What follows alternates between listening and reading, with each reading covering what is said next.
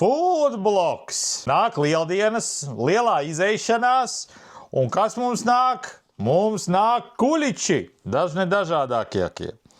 Un pirmais mums šajā visā lietā būs kuļičs no Lidla, maksā 2,39 €.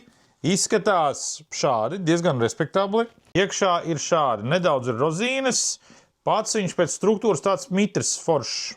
Nu, aiziet.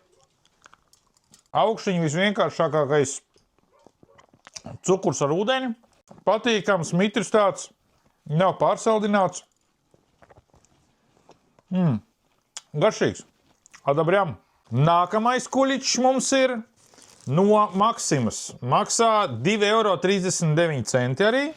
Izvilkt ārā no maisiņā, tas ir kvests. Izskatās pēc izmēra šāds.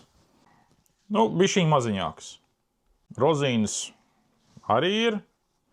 Viņš ir tāds biezāks, nav pacēlies augšā, man liekas, varbūt tāpēc viņš ir maziņāks. Nu, davai pagaršosim.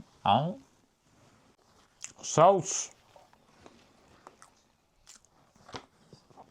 Garšo pēc tā parastā keksa, kas pārdodās.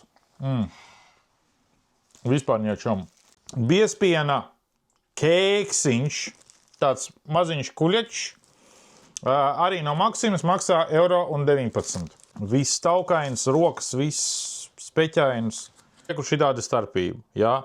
1,19 € un 2,39 €, jā? Nekāda, ne rozīņu, ne biezpiena, nekas. Nu, pagaršosim. Sauss kā Sahāras tuksnesis. Viens kodiens un tēja. Visā šajā viennozīmīgs līderis ir Lidls. Lai cik tas paradoksāli nebūtu. Lūk, reku visi trīs.